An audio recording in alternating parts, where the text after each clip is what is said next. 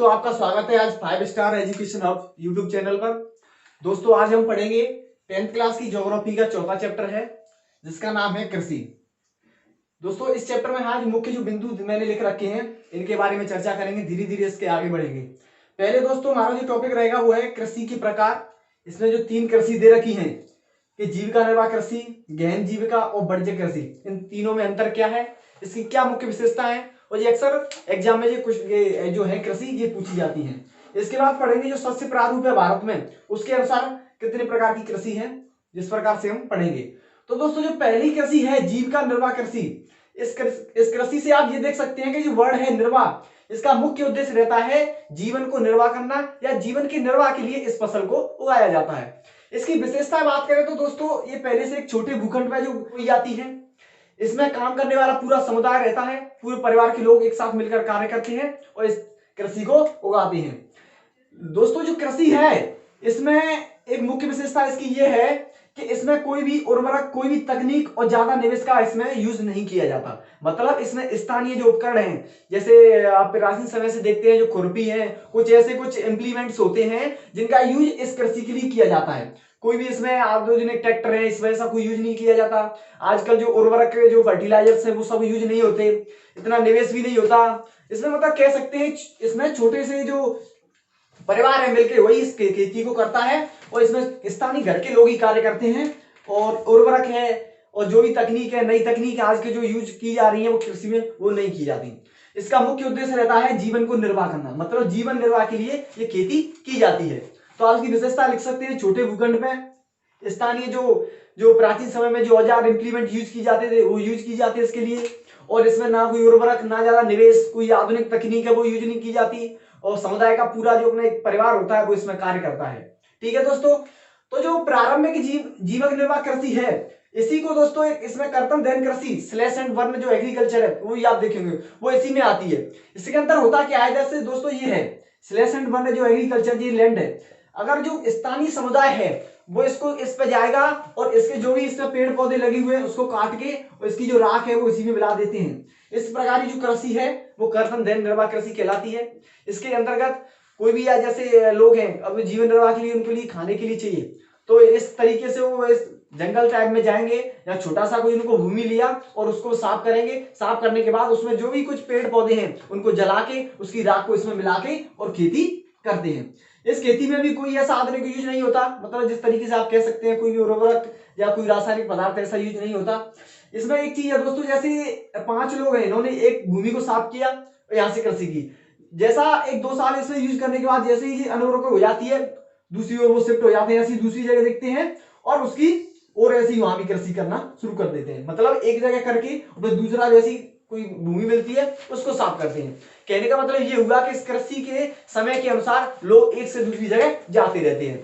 ठीक है, और इस कृषि है इसमें जैसे मैंने इसमें बताया कि कोई आधुनिक तकनीक कोई भी ऐसा कुछ यूज नहीं किया जाता। और इसमें एक और चीज है दोस्तों कि इसकी जो उपज होती है वो बहुत कम होती है। कम क्यों होती है? क्योंकि इसका उद्देश्य सिर्फ होता है अपने जीवन निर्वाह के लिए भोजन बनाना या कृषि करना। ठीक है, अब इसके जो दोस्त है इसके जो नाम है जो गहन करते जो कृषि है स्लैश एंड वन, इसके अलग अलग जगह पे दोस्त अलग अलग नेम है। जैसे आप जो मिजोरम है और त्रिपुरा जो आप जाओगे असम मेघालय वहां इसको झूम कृषि कहते हैं। लेकिन आप देखो मणिपुर यहाँ पालू कहते हैं, अलग नाम है इसके। और जैसे आप अंडमान निकोबार में जाओगे वहां इसके अलग अलग नाम है। तो हम कह सकते हैं कि इस कृषि के अलग अलग जगह पे अलग अलग नेम है। ठीक है, तो इस कृषि में हमने मुख्य ये जाना कि कृषि एक ऐसी प्रकार की कृषि है जिसमें लोग अपने जीवन के लिए, अपने जीवन निर्वाह के लिए फसलें उगाते हैं। इसकी विशेषता मैंने बताई, क्या क्या विशेषता है, कोई भी उर्वरक या कोई भी ऐसा यूज नहीं किया जाता, आधुनिक तकनीक यूज नहीं होती, ज्यादा निवेश की जरूरत नहीं पड़ती, ज्यादा लोगों की कोई जरूरत नहीं है, बस एक छोटा सा भूमि मिला उस पर ये लोग कर लेते हैं। और कहीं जरूरत होती है जैसे कोई भूमि है उस पर पेड़ पौधे उसको साफ करके उसमें मिला देते हैं जिससे उसकी उर्वरकता बढ़ती रहती है। एक जगह से जैसी उर्वरक कम हो गया वो दूसरी जगह शिफ्ट हो जाते हैं, वहां भी इस कृषि को संपादित करते हैं। अब बात करते हैं दोस्तों गहन निर्वाह कृषि। गहन निर्वाह कृषि और गहन जीविका दोनों में सेम यही है, लेकिन इसमें एक अंतर ही है दोस्तों, जो आज की कृषि जैसे आप लोग हैं आपके घर परिवार में लोग करते हैं, इस कृषि पे आजकल का जो दबाव है वो बहुत ही ज्यादा है। इसका कहने का अर्थ ये हुआ कि जैसे कोई ये भूमि है इस पे आराम से 5 लोग कर सकते हैं, लेकिन क्या जनरेशन इंसान ज्यादा है, ज्यादा जनसंख्या है, तो इसमें बहुत सारे लोग लगे हैं, मतलब इतना उपज इससे नहीं मिल पाती जितना उनको चाहिए, और भूमि क्या है कम होती जा रही है, बहुत लोग इस पर डिपेंड है। और धीरे धीरे जो लोग जनरेशन है, जैसे आप हैं, आप अपने बच्चों को दो, वो उनको दो, तो धीरे धीरे क्या है इस जगह की जो भूमि है वो कम होती जाती है। जैसे 5 लोग हैं इस परिवार में, उसके पास 2 एकड़ जमीन है, उसके 2 बच्चे और हुए, फिर वो उनमें बट गई, फिर जैसी बचती उनके बच्चों में, तो मतलब कहने का अर्थ यह है कि समय के अनुसार पीढ़ी दर पीढ़ी इस भूमि का आकार छोटा होता जाता है। और इस कृषि पे दोस्तों जैसे हमने इसमें पढ़ा कि इसमें कोई भी तकनीक, कोई भी उर्वरक, कोई भी फर्टिलाइजर, कोई भी इतना निवेश नहीं किया है, लेकिन इसमें उल्टा है। इसमें जो मैन्यूर है, फर्टिलाइजर है, ज्यादा यूज किए जाते हैं। इसका मुख्य उद्देश्य ये लोग क्यों करते हैं, क्यों ज्यादा से ज्यादा उनको आउटपुट मिल सके, ज्यादा से ज्यादा उनको प्रोडक्ट मिल सके, लेकिन ऐसा नहीं मिल पाता क्योंकि भूमि क्या है छोटी है, आकार छोटा है और उस पर दबाव बढ़ता जाता है। तो इसमें हम तकनीक यूज करते हैं, उर्वरक है उसको यूज करते हैं, और जो भी कुछ तकनीक आज जो हम खेती में यूज करते हैं वो इस कृषि में यूज की जाती है। तो अभी इसमें दोनों में अगर अंतर, कभी कभी ये क्वेश्चन पूछा जाता है कि प्रारंभिक जीविका निर्वाह कृषि और गैर निर्वाह कृषि में अंतर क्या है, तो इसमें अंतर आप आराम से कर सकते हो। ये तो सब ये आदिम समय की वजह से जो भी यूज होते हैं वो टूल्स इसमें यूज होते हैं। इसमें यूज आप कह सकते हो कि ट्रैक्टर है, जो आज के जो हल हैं वो ऐसे जो लोहे के हल है जो ट्रैक्टर में हार्वेस्टर यूज की जाती हैं। इसमें उर्वरक, खाद पदार्थ जो सब चीजें वो सब चीजें नहीं यूज की जाती। इसमें जो आप इसमें ये भी लिख सकते हो कि इस कृषि में उर्वरकता को बनाए रखने के लिए पूरा सा वर्षा और परिस्थिति पर निर्भर रहते हैं, लेकिन इसमें जो खाद बीज ये सब डाले जाते हैं। इसमें तकनीक नहीं यूज की जाती, इसमें तकनीक यूज की जाती है। इसमें थोड़ा सा उपज ज्यादा होती है, लेकिन इसमें उपज उतनी होती है जितना लोगों को जरूरत है। तो दोस्तों हम दोनों में जाना, इसमें अंतर पूछा जाता है। अब बात करते हैं वाणिज्यिक कृषि, इसको इंग्लिश में कमर्शियल क्रॉप्स बोलते हैं। तो ये दोस्तों आप जैसा ये वर्ड से देख सकते हो, इसका अर्थ ये हुआ कि ये फसल का उत्पादन लोग पैसा अर्न करने के लिए करते हैं। सीधा सा समझ में आया। अब सिंपल भी अगर पूछा जाता है कि वाणिज्यिक कृषि क्या है, तो कह सकते हैं कि वाणिज्यिक कृषि एक ऐसी कृषि है जिसमें लोग उद्देश्य के उगाने का उद्देश्य रहता है पैसा अर्जित करना और पैसा कमाना। तो आप कह सकते हैं कि वाणिज्यिक कृषि क्या है। अगर इसकी बात की जाए दोस्तों, तो इसका जो विशेषता बात करें, तो इसकी विशेषता आप लिख सकते हो कि इसमें जो फार्म होता है, जिस तरीके से जो भूमि की जाती है वो बहुत बड़ा होता है, अधिक लोग कार्य करते हैं। इसके लिए अधिक उपज के लिए इसमें क्या है, तकनीक की आवश्यकता होती है, अधिक निवेश की आवश्यकता होती है। साथ ही साथ क्योंकि हम देखते हैं दोस्तों, इसका उद्देश्य क्या है, पैसा अर्न करना। पैसा अर्न कहां से, मतलब बाजार में जाके ऐसे बेचना। तो इसके लिए अधिक इसमें क्या है, उत्पादन होता है, तो उसको एक जगह से दूसरी जगह ले जाने के लिए, कहने का मतलब ये हुआ, जहां जो उपज रही है और बाजार में बेचने के लिए इसके लिए परिवहन सुविधा चाहिए, आधुनिक तकनीक की आवश्यकता पड़ती है, इसमें सिंचाई की भी आवश्यकता पड़ेगी। तो इस कृषि की अगर विशेषता की बात करें, तो कृषि की विशेषता सेम यही होती है, लेकिन इसका मुख्य अंतर यह है कि इसमें लोग वाणिज्य के लिए, व्यापार के लिए कृषि करते हैं। जैसे आप देखोगे चाय देखिए, कॉफी है, केला है, गन्ना है, ये क्या है, ये वाणिज्यिक फसल है। इसका उपयोग लोग पैसा कमाने के लिए, अर्न करने के लिए करते हैं। चाय है, कॉफी है, केला है, गन्ना है, ये सारी कृषि क्या है इनके लिए। और जो गन्ना की अगर बात करें ना, तो इसको जो गेस्टेशन पीरियड होता है इसका, जो जब से इसको सेट करते हैं, मतलब उपजाने से और काटने तक का जो पीरियड रहता है वो 1 साल का रहता है, मतलब इसका समय अंतराल बहुत ज्यादा होता है। तो हमने बात की कि क्या है वाणिज्यिक कृषि, विशेषता क्या है, अधिक इसमें लोग चाहिए श्रम के लिए, परिवहन सुविधा चाहिए इसके लिए, तकनीक चाहिए इसके लिए, परिवहन की जो व्यवस्था चाहिए, पूंजी अधिक चाहिए, और इसका मुख्य उद्देश्य होता है व्यापार करना। अब इसी में दोस्तों एक फसल आती है पेय, जो जिसको पेय फसल बोलते हैं। तो पेय फसल भी वही होती है, जैसे जो चाय है, ठीक है, चाय क्या है, ठीक है। तो इसके अंतर्गत क्या है कि जो कुछ पेय पदार्थ जो आती है फसल, जैसे चाय है, तो इसमें जो रोपण फसलें होती है वो भी इसी के अंतर्गत आती हैं। कौन सी, रोपण फसलें, जैसे मैंने अभी ये बताई, इनको रोपण फसल भी कहते हैं, ठीक है।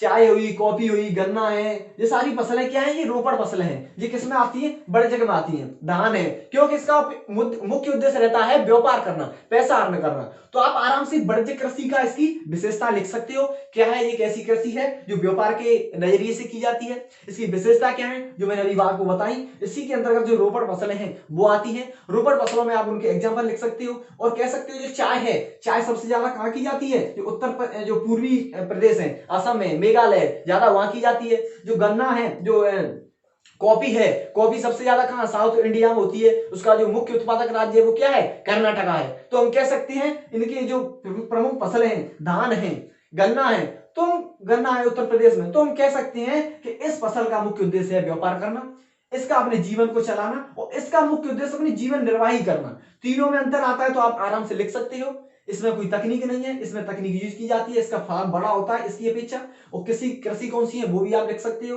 ठीक है। और इसमें जो रोपण फसलें आती है उसके भी एग्जांपल दे सकते हो।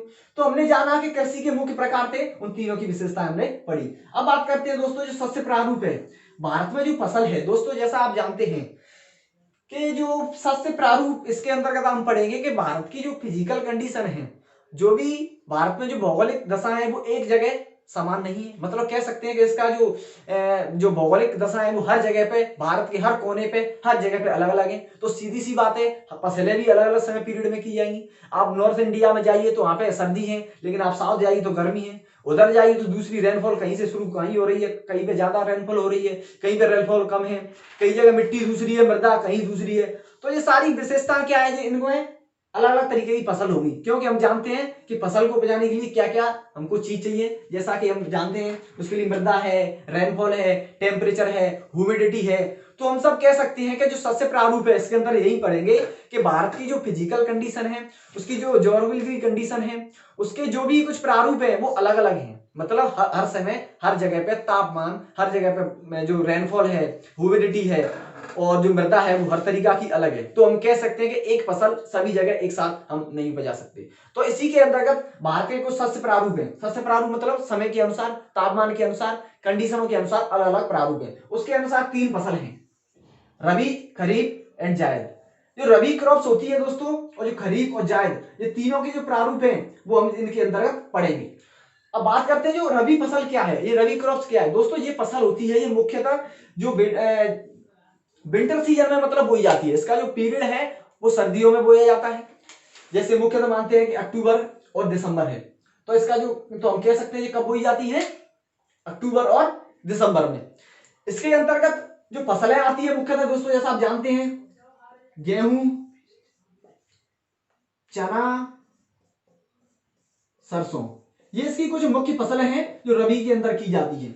तो पहली आप विशेषता अगर इसकी पूछता है तो आप लिखोगे कि ये अक्टूबर से दिसंबर के बीच में बोई जाती है, और जो जाके सितंबर अक्टूबर लास्ट में जैसे ही ये क्या है काट ली जाती है। इसकी मुख्य फसलें कौन सी हैं, गेहूं है, चना है, सरसों है। अब दोस्तों जो गेहूं है वो सबसे ज्यादा कहां होता है, आप जैसा जानते हैं कश्मीर में है, उत्तर प्रदेश है, जो ऊपर जैसे हिमाचल प्रदेश में आओगे नीचे हरियाणा है, पंजाब है, राजस्थान है, इन सारी जगह में क्या है गेहूं मुख्य तो हो जाता है। चना की बात करें, एमपी है, एमपी मुख्य उत्पादक राज्य माना जाता है दोस्तों इसका। सरसों है, सरसों हिमाचल प्रदेश है, कश्मीर है, उत्तर प्रदेश। तो ये सारी फसलें किसमें आती है, रबी में। दोस्तों जैसा हमने पढ़ा कि ये फसलें कब, ठंडे के मौसम में होती हैं। आपने एक चीज भी पढ़ी होगी कि जो पश्चिमी विक्षोभ होते हैं उनसे क्या होता है, उत्तर भारत में ठंडे के मौसम में क्या है, बारिश होती है, जिसको मावठ भी कहते हैं, सुना होगा आपने ये वर्ड। तो उस जो पश्चिमी विक्षोभ है, जैसे आप ये देखोगे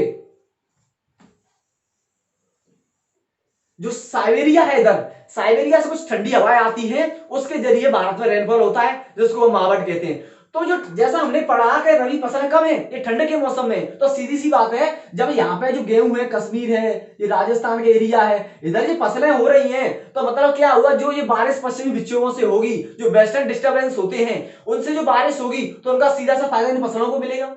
क्योंकि वो फसलें क्या होती है, जो बारिश होती है वो कहाँ होती है, उत्तरी भारत में, और उत्तरी भारत में ये क्या है, ये प्रमुख फसलें उगती हैं। तो हम इसका पॉइंट एक ही डाल सकते हैं कि जो पश्चिमी विक्षोभ के कारण जो उत्तरी भारत में जो बारिश होती है उसका फायदा सा सीधा इन फसलों को मिलता है और इसकी उपज बढ़ती है। तो दोस्त बात करते हैं दोस्तों जो खरीफ फसल है, ये खरीफ फसल है, इसके जो बोई जाती है दोस्तों, जो रेनी सीजन है, जैसा रेनी सीजन मतलब वर्षा का मौसम है, उस समय ये बोई जाती है।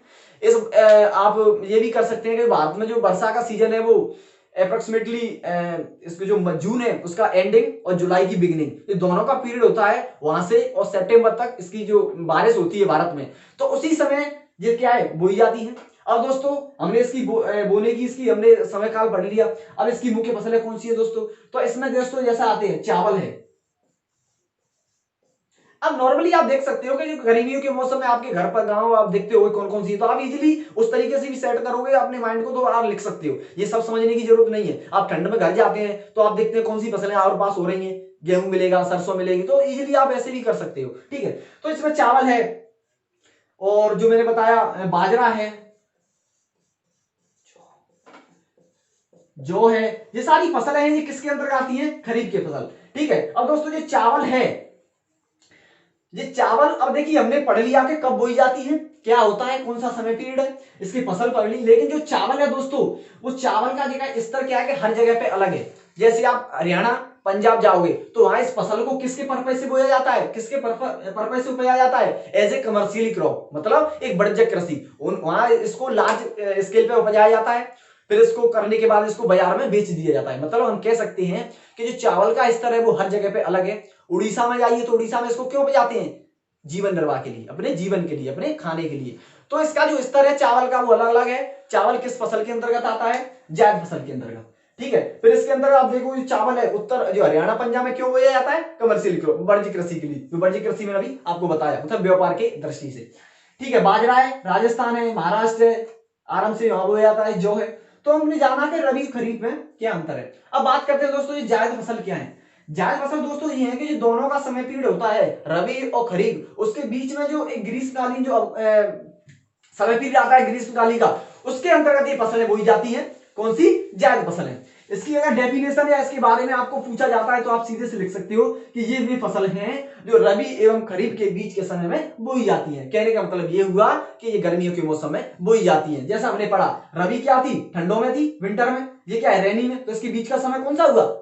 समर हुआ। ओके, तो आप इजीली इसको डिफाइन कर सकते हो कि जायद फसलें क्या है, ये कब बोई जाती है। अब दोस्तों इसके अंदर क्या है, कुछ फसलें जैसे तरबूज है, खरबूजा और जो भी खीरा, ककड़ी, आप जैसे भी जो नॉर्मल चीजें होती है वो इसके अंतर्गत होती है। किसके अंतर्गत? जायद फसल के अंतर्गत। तो हमने पढ़ा सबसे प्रारूप क्या है दोस्तों? रबी, खरीफ और जायद। अब देखते हैं आगे हम पढ़ेंगे कि भारत में जो प्रमुख कृषि है, अभी हमने इनकी विशेषताएं जान ली, लेकिन प्रमुख कृषि कौन सी है उनके बारे में अब आगे देखते हैं दोस्तों। जो भारत की प्रमुख खाद्य फसलें हैं, पिछले बार जैसा हमने पढ़ा कि कृषि के प्रकार पढ़ा था, लेकिन इसमें पढ़ेंगे हम भारत की प्रमुख खाद्य फसलें कौन सी हैं। उसके बाद अखाद्य फसलें भी आएंगी। तो दोस्तों इसमें आप देख सकते हैं जो चावल है, गेहूं, मोटे अनाज, मक्का है, दाल, मतलब जो भी सब खाद्य फसलें हैं इसके बारे में पढ़ेंगे। लेकिन दोस्तों एक चीज बता दूं, इसमें से इतना एग्जाम में पूछा नहीं जाता। डायरेक्टली आप पेपर उठाओ पिछले प्रीवियस ईयर के, आप देखोगे तो इसमें से कोई डायरेक्ट ये नहीं पूछता कि चावल की प्रमुख विशेषताएं लिखिए, गेहूं की। पूछ सकता है सिर्फ 1 मार्क्स में कि चावल का मुख्य उत्पादक राज्य कौन सा है। मैं भी पूछ सकता है आपको, मक्का है, इसके जो प्रमुख उत्पादक राज्य हैं उसके बारे में आपसे पूछ सकता है। लेकिन फिर भी थोड़ा सा हम पढ़ लेते हैं, कुछ प्रमुख विशेषताएं कभी कभी पूछ भी ले, लेकिन ऐसा मुश्किल ही चांस बनता है कि इसमें से कोई भी 2 या 3 मार्क्स में पूछा जाए। इसमें से मुख्य रहता है मैप से, या कभी कभी इसमें मल्टीपल चॉइस में प्रमुख उत्पादक राज्य पूछ ले।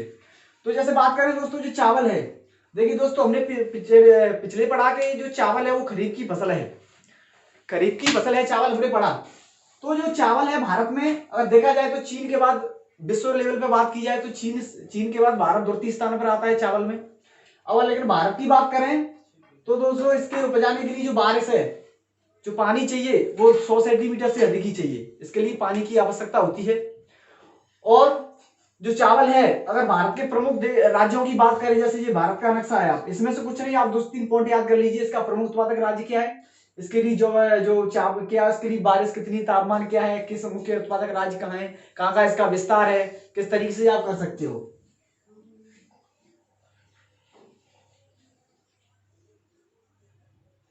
जैसे ये भारत आप देखोगे तो इसके जो पूर्वी राज्य हैं और जो तटीय प्रदेश हैं, जैसे आप इसमें देखो जो भारत का जो उत्तरी पूर्वी यहाँ जो मैदान है, उत्तरी मैदान, जैसे यहां से आप देख लीजिए ये पूरा एरिया, ये वाला, और एक इधर जो पश्चिमी घाट है, इधर इससे यार ये एरिया है, यहाँ इसकी लोकेशन है, यहाँ ये पाया जाता है। चावल सबसे ज्यादा कहाँ होता है? एक तो ये आपके पूर्वी राज्य जिसमें असम है, मेघालय, पश्चिम बंगाल है, बिहार है, उड़ीसा है, पश्चिम बंगाल है, और इधर ये पेटी है। और थोड़ा सा आप इधर भी देखोगे कि हरियाणा पंजाब में भी ये होता है, लेकिन हरियाणा और पंजाब में इतना नहीं होता। लेकिन जितना अगर क्वालिटी की बात करें तो अच्छा यहाँ होता है। लेकिन सबसे ज्यादा देखा जाए तो पश्चिम बंगाल है, बिहार और उड़ीसा में होता है। लेकिन जो बिहार और उड़ीसा में इसमें होता है ये सब ज्यादातर एक जीविका के लिए किया जाता है, जैसे मैंने पिछले बताया। लेकिन जो गुजरात, जो आप देखोगे हरियाणा पंजाब है, यहाँ इसका वाणिज्यिक यूज के लिए करते हैं लोग, व्यापार के लिए करते हैं। तो आप इसके बारे में आप कह सकते हैं कि चावल की प्रमुख, और इसका जो प्रमुख उत्पादक राज्य है वो पश्चिम बंगाल है। आप ये भी कर लीजिए। कहाँ पाया जाता है ये देख लीजिए। इसके लिए बारिश चाहिए। और भारत में जो चीन के बाद भारत द्वितीय स्थान पर आता है अगर वैश्विक लेवल पे बात करें तो। अब बात करते हैं दोस्तों जो गेहूं है। गेहूं आपने देखा होगा कि ये क्या है, रबी की फसल है। इसके लिए भारत के बहुत सारे राज्य है जहां पे अच्छी तरह से उत्पादित किया जाता है। जैसे यही देख लीजिए आप,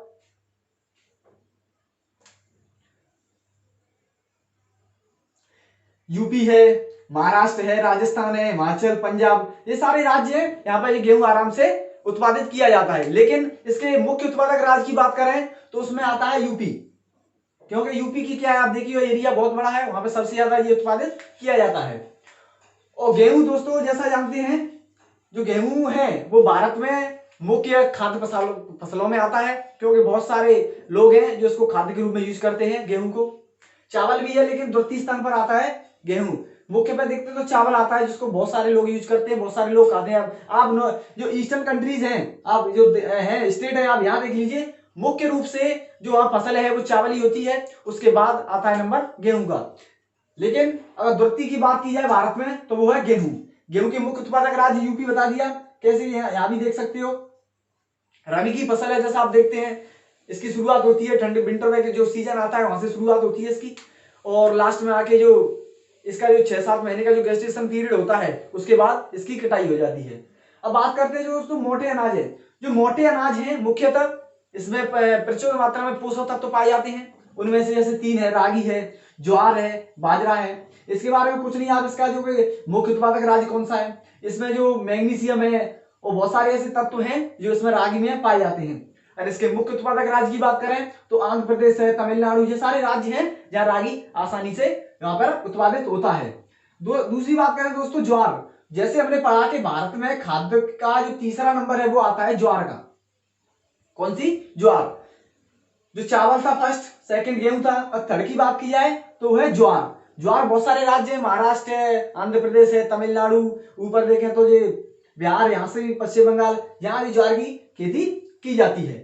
इसी में जो बाजरा है, तो बाजरा जैसा आप जानते हैं, बाजरा क्या है, कौन सी, आपने जैसे मैंने अभी पिछले बारे में आपको बताया कि रबी की फसलें और खरीफ की फसलें, तो ये कौन सी में आता है? खरीफ की। हर चीज में इसमें सिर्फ आपको ये खरीफ की है या रबी की है या मेंशन कर दो, कहाँ उसका मुख्य उत्पादक राज्य है, बस इतना ही पूछा जाता है। और कुछ अगर उसकी कुछ भी जो आप विशेषता लिखना चाहो, ज्योग्राफिकली कंडीशन लिखना चाहो कि उसके लिए तापमान क्या चाहिए, कितनी बारिश चाहिए, तो ये भी आराम से आप लिख सकते हो। ठीक है, तो बाजरा क्या है, बाजरा का मुख्य उत्पादक राज्य जैसा देखा है दोस्तों, जो 10th की बुक में तो राजस्थान दे रखा है, लेकिन जैसे आप आगे पढ़ोगे 12th में तो वहां महाराष्ट्र भी कभी कभी दिया हुआ होता है। तो इसमें आपके लेवल से आप राजस्थान कर लीजिए। कभी मैप में ये पूछा जाता है कि बाजरा के मुख्य उत्पादक राज्य को मैप में दर्शाइए, तो आराम से आप कर सकते हो।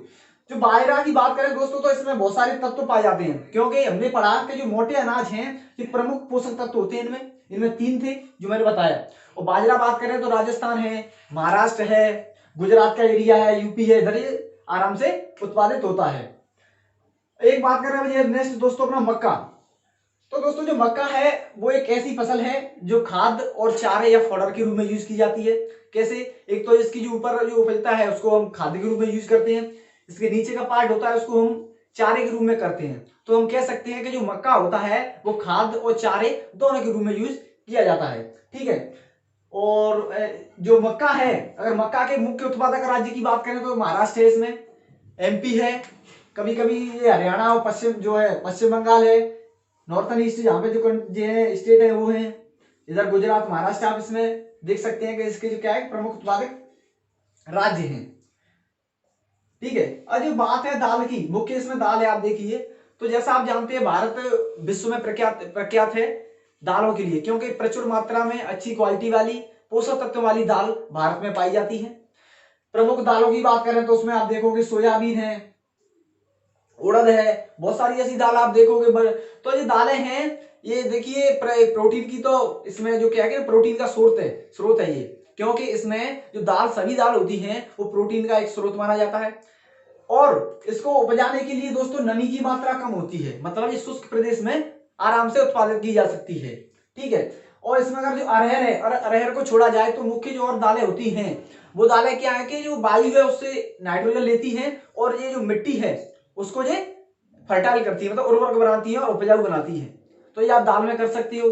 प्रमुख दाल भी आप नाम लिख सकते हो इसमें, उड़द है, चना की दाल आती है, ठीक है, और जो मूंग की दाल है, बहुत सारी दालें हैं जो, लेकिन जो अरहर को छोड़कर और जो दालें होती हैं वो क्या है, जो नाइट्रोजन है उसको एब्जॉर्ब नहीं करती, वो कौन सी करती है, उसको छोड़ के, जैसे ऑक्सीजन से जैसे इन्होंने नाइट्रोजन ली और उसको शायद सीधा रिलीज कर देती है, कहाँ है, कृषि उसमें जो है खेत में। तो इससे क्या है, जो मिट्टी होती है वो इससे उपजाऊ बनती है, ठीक है। और जो दालें हैं दोस्तों, दालों का जो मुख्य उत्पादक सेकेंडरी इनका है महाराष्ट्र, गुजरात है, पश्चिम में जो हरियाणा है, बंगाल है, कभी कभी इधर, और गुजरात है, ठीक है। तो ये सारे हैं जहां आराम से उत्पादित होती है और इसके मुख्य उत्पादक राज्य हैं।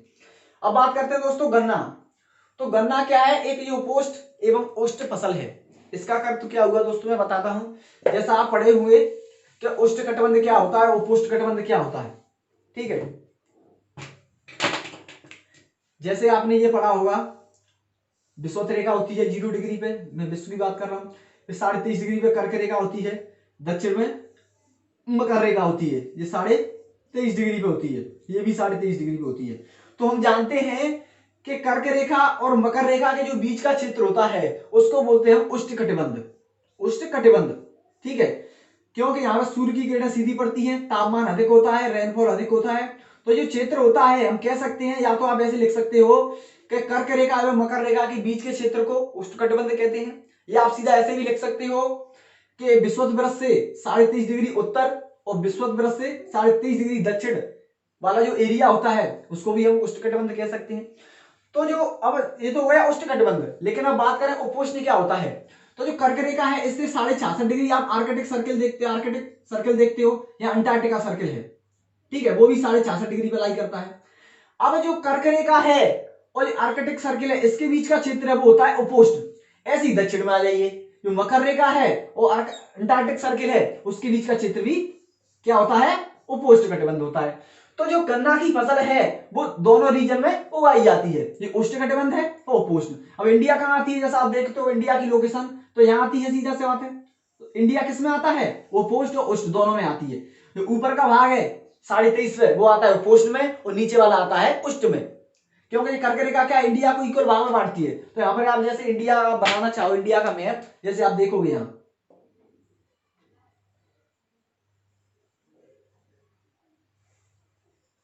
तो ये क्या है, कर्क रेखा सीधी भाग में आधे ऊपर आधे नीचे, उत्तर और दक्षिण में बांटती है इंडिया को। तो ये जो अगर विश्व में बात की जाए तो इससे और इसके बीच का क्षेत्र क्या होता है, उष्ण कटिबंध, और इससे और इसके बीच का क्षेत्र क्या आ गया, उपोष्ण कटिबंध। तो क्या हुआ, तो जो कर्क रेखा इक्वल बांट रही है, तो कर्क रेखा से जो नीचे का क्षेत्र है इंडिया का, गुजरात और ये वाला, ये किस में आएगा, उष्ण में, और इससे ऊपर वाला उपोष्ण में। तो हम कह सकते हैं कि जो गन्ना है वो उष्ण एवं उपोष्ण है, मतलब इंडिया के दोनों भाग में ये उगाया जाता है। तो समझ में आया उष्ण क्या है और उपोष्ण क्या है। अगर इससे बात करें, इससे ऊपर का ये क्षेत्र ये आ गया शीत कटिबंध, ये शीत कटिबंध, ये उपोष्ण, और ये पूरा उष्ण कटिबंध, ये है। ये आप जूनियर में 7-6 क्लास की ज्योग्राफी देखोगे तो उसमें दे रखा है, ठीक है।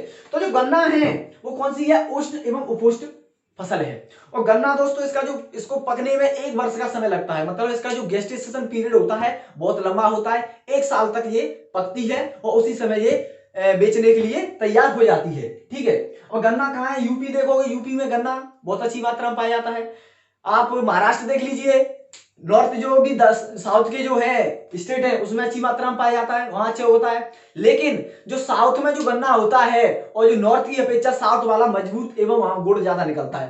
कहने का मतलब हुआ कि जो दक्षिण भारत के जो राज्य हैं उनमें क्या है कि गन्ने में सुक्रोज की मात्रा अधिक पाई जाती है। मतलब जो सुक्रोज है, सुक्रोज क्या होता है, वही चीनी में जैसे हम देखते हैं, उससे गन्ने से क्या बनता है, गुड़ है, चीनी है, खांडसारी जो भी होता है। तो जो दक्षिण भारत है यहाँ नीचे यार देखोगे आप, ये वाले जो राज्य हैं उनमें क्या है कि गन्ना अच्छी क्वालिटी का पाया जाता है। क्यों पाया जाता है? क्योंकि उनमें सुक्रोज की मात्रा अधिक होती है। लेकिन अगर इसके मुख्य उत्पादक की राज्य की बात की जाए तो वो कौन सा है? उत्तर प्रदेश। ठीक है। और इसका यूज दोस्तों गन्ना का गुड़ बनाने के लिए, चीनी शक्कर बनाने के लिए, खांडसारी बनाने के लिए। और अगर विश्व स्तर पर बात की जाए तो भारत ब्राजील के बाद द्वितीय स्थान पर आता है गन्ने के मामले या चीनी के मामले आप कह सकते हो। ठीक है। तो हमने पढ़ा कि गन्ना कैसे है, कहां इसका उत्पादित राज्य है, विश्व में क्या स्थिति है, कैसी फसल है। ठीक है। अब बात करते हैं तो दोस्तों तिलहन। तिलहन क्या होती है दोस्तों? ये एक ऐसी फसल है जिनके माध्यम से तेल निकाला जाता है। सूरजमुखी, अलसी, मूंगफली, जो भी ये फसलें हैं जिनसे तेल निकाला जाता है, सरसों, ये किसमें आती हैं? ये तिलहन में आती हैं। अब बात की जाए तिलहन, तो तिलहन के हर जैसे जो मूंगफली है, मूंगफली से भी तेल निकलता है। अलसी देखोगे आप, सोयाबीन देख लीजिए, सरसों देख लीजिए। तो जैसा हमने पढ़ा सरसों, अभी पिछले बार में पढ़ा, सरसों कहाँ है? उत्तर भारत में ज्यादा पाई जाती है। मूंगफली का मुख्य उत्पादक राज्य गुजरात, याद कर लीजिए, कभी कभी पूछा जाता है या तो 1 मार्क्स में या मैप के जरिए। तो जो मूंगफली है उसका मुख्य उत्पादक राज्य है गुजरात। अलसी है, उससे भी तेल निकलता है। सोयाबीन है, अरंडी है, तो ये सारी क्या है? तिलहन के अंदर आती है या ऐसी फसलें हैं जिसके माध्यम से तेल को निकाला जाता है। ठीक है, तिलहन। अब बात करते हैं चाय। दोस्तों जैसा आप जानते हैं चाय का मुख्य उत्पादक राज्य कौन सा है? असम। जो चाय है दोस्तों, इसमें श्रम गहन की तकनीक, मतलब आप कह सकते हो ये श्रम गहन कृषि है। इसका मतलब ये हुआ कि इसके लिए श्रम की बहुत आवश्यकता पड़ती है अपेक्षा मशीनों के, क्योंकि बहुत सारी फसलें जो मशीन के माध्यम से होती है, लेकिन इसके लिए क्या है कि श्रम गहन कृषि है। क्योंकि इसके जो बोने से और लास्ट तक पत्तियां चुनने तक क्या है, इसमें श्रम का यूज होता है। इनसे आदमियों की जरूरत पड़ती है। जैसा आप असम में देखोगे, वहां की औरतें हैं, पीछे वो एक टोकरी टाइप की लटका के और वो चुनती हैं पत्तियों को। तो ये कैसी फसल है? ये श्रम गहन फसल है। कहाँ पाई जाती है? इसकी राज्यों की बात करें, असम है इसका मुख्य उत्पादक राज्य, ये आपको भी पता है। लेकिन जो नागालैंड है, मेघालय है, त्रिपुरा, मतलब वो भी जो ईस्ट में जो कंट्रीज पाई जाती है, जहां ये कंट्रीज है, ये सारी है इसके मुख्य उत्पादक राज्य की। ठीक है, ये असम है, त्रिपुरा, मेघालय, ये सारे जो राज्य हैं, पूर्वी राज्य हैं, वो इसके मुख्य उत्पादक राज्य हैं। ठीक है, किसके? चाय की। अब दोस्तों चाय भी एक उष्ण और उपोष्ण फसल है। कैसे है? देखिए, वो अभी मैंने गन्ने के माध्यम से आपको समझाया कि उष्ण क्या है और उपोष्ण क्या है। तो जो चाय है, चाय के मुख्य उत्पादक राज्य बता दिए दोस्तों, और ये उष्ण एवं उपोष्ण, और इसके लिए ढाल की जरूरत पड़ती है। क्योंकि इसके लिए थोड़ी सी अगर बारिश हो जाए तो वो भी इसकी पत्तियों के लिए उपयोगी साबित होती है। ज्यादा इसके लिए पानी की मात्रा इसके लिए चाहिए नहीं, क्योंकि इसी वजह से ये क्या है, ढालों पे उगाई जाती है। क्योंकि अगर इसमें पानी इसकी जड़ों में ज्यादा हो गया तो नष्ट होने के चांस रहते हैं। इसी वजह से जो पूर्वी राज्य हैं उनकी क्या है, ढालें पाई जाती हैं, उबड़ खाबड़ जगह, तो उन्हीं में इनका उच्च मात्रा में इसकी क्या है, फसल होती है। ठीक है, मुख्य उत्पादक राज्य मैंने दोस्तों बता दिया। श्रम गहन कृषि है, इसके लिए श्रम गहन की, और इसके लिए ट्रांसपोर्टेशन सिस्टम अच्छा चाहिए, क्योंकि ये बढ़ती फसल में आता है, जैसा पिछले मैंने बताया, पेय पदार्थ है ये। ठीक है।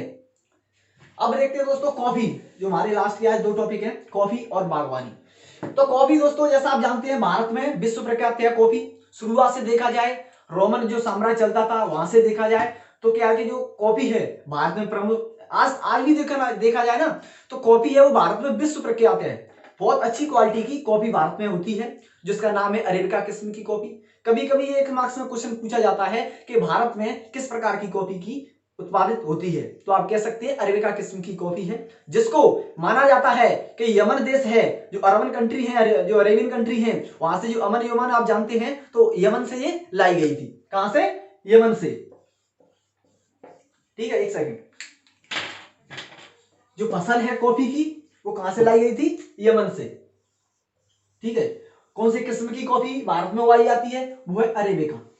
ये किस्म है कॉफी की जो उगाई जाती है और विश्व प्रख्यात है। ठीक है।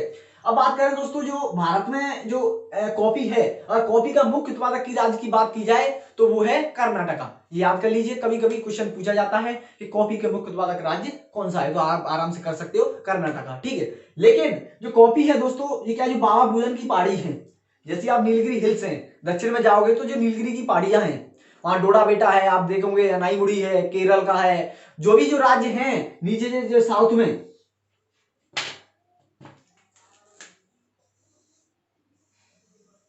जो साउथ वाले जो भी सभी जो राज्य हैं, केरल, कर्नाटका, तमिलनाडु, जो सारे हैं, इनमें क्या है, कॉफी होती है। इसकी क्या है कि जो बाबा भूजन की पहाड़ी है वहां से इसकी शुरुआत हुई, आज भी चल रहा है। और दक्षिण भारत के प्रमुख जो केरल है, कर्नाटका है, तमिलनाडु, वहां अच्छे से किस्म से होती है और विश्व प्रख्यात कॉफी है, क्योंकि इसकी जो फेमस इसकी जो किस्म है अरेबिका, वो विश्व में प्रसिद्ध है। तो बात की कॉफी की, प्रमुख उत्पादक राज्य कर्नाटका है और विशेषता देखो मैंने आपको बता दी। ठीक है, अब बात करते हैं बागवानी। दोस्तों ये बागवानी क्या है? बागवानी के अंतर्गत कह सकते हैं जो भी फल हैं, सब्जियां हैं, इसी प्रकार की जो चीजें हैं वो बागवानी में आती हैं। और भारत में देखा जाए जो फ्रूट्स के मामले में, तो महाराष्ट्र मतलब फ्रूट्स में तो हर राज्य ही किसी न किसी तरीके से किसी न किसी फल में अपने आप में प्रसिद्ध है। जैसे अंगूर हैं, सेब हैं, अंगूर आप हिमाचल प्रदेश में जाइए, केला है, और जो जैसे आप दक्षिण जहां जाओगे नासिक महाराष्ट्र में सेब पाए जाते हैं, नाशपाती है, बिहार में लीची है, और गुजरात में जो सेब है। मतलब हर तरीके से जो भारत के अलग अलग राज्य हैं, दक्षिण भारत में जाइए तो काजू है, बादाम है। तो हम कह सकते हैं कि भारत का हर राज्य अपनी बागवानी के लिए प्रसिद्ध है। आप नॉर्थन ईस्ट इंडिया जाइए, पूर्वी आइए, पश्चिमी नॉर्थन इंडिया जाइए, जम्मू कश्मीर है, आपको सेब है, अंगूर है, पपीता, मतलब हर तरीके से हर राज्य फ्रूट्स में अपने अपने मामले में प्रसिद्ध है। ठीक है, तो आप कह सकते हैं फ्रूट्स के मामले में। दूसरी आती है इसमें सब्जियां। तो सब्जियां तो दोस्तों ये तो हर चीज, जैसे हर इंसान की एक जरूरतमंद चीज है, तो हर राज्य में हर तरीके से उगाई जाती है। लेकिन फिर भी अगर देखा जाए, जो हिमाचल प्रदेश है, शिमला है, राजस्थान के कुछ एरिया हैं और गुजरात है, इसमें ये सारी चीजें हैं, जो राज्य हैं वो कहीं ना कहीं फल जो सब्जियों के लिए प्रसिद्ध हैं। ठीक है, तो हमने पढ़ा बागवानी में क्या चीजें थी। बागवानी में एक तो थी सब्जियां और फल, दो चीजें किसमें आती हैं? बागवानी फसल में, सब्जी और फल। ठीक है, तो आज दोस्तों जब हम प्रमुख खाद्य फसलों के बारे में पढ़ा, अब नेक्स्ट में हम जो हमारा नेक्स्ट टॉप वो आएगा पार्ट, उसमें हम पढ़ेंगे अखाद्य फसलें हैं, जिसमें कपास है, रबड़ है और सारी जो भी फसलें आती हैं वो पढ़ेंगे। तो दोस्तों इसमें इतना ज्यादा कभी क्वेश्चन पूछा नहीं जाता। आप पेपर उठा के देखिए, कोई नहीं ऐसा क्वेश्चन नहीं फंसता कि इसमें से 5 मार्क्स का, 3 मार्क्स का, खासकर इस समय तो नहीं, क्योंकि वैसे ही कोर्स को रिड्यूस कर दिया गया है। तो इसमें से आप थोड़ा सा बस ये याद रखिए, कुछ प्रमुख होते हैं ना, कुछ स्पेसिफिक कैरेक्टर होते हैं किसी फसल के, अरे वे के बारे में पूछ लिया, इसकी कुछ कंडीशन पूछ ली, गन्ना की, चावल का प्रमुख उत्पादक राज्य पूछ लिया, ज्वार के बारे में पूछ लिया, ये सब चीजें तो आप थोड़े से, इसके प्रमुख उत्पादक राज्य कौन से हैं, बागवानी में क्या आता है, कॉफी के प्रमुख उत्पादक राज्य कौन से हैं, तो ये सारी चीजें आप आराम से कर सकते हो। दोस्तों अब हम पढ़ेंगे नेक्स्ट पर है अगली वीडियो में, हम जैसा मैंने बताया आपको खाद्य फसलें हैं और आगे पढ़ेंगे। दोस्तों आशा करता हूँ ये आपको समझ में आया होगा।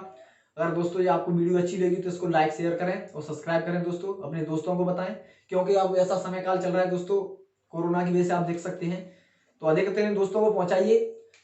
जो मैंने आज देखा, जो आप पिछले भी चैप्टर हैं वो भी आप देखिए, मैंने पढ़ा चुका है। पहला जो चैप्टर है संसाधन, मानव संसाधन वाला, वो है संसाधन विकास वाला, वो भी समझ आया है। उसकी आपको जो पढ़ना है तो आप लिंक देखिए, डिस्क्रिप्शन बॉक्स में है। धन्यवाद।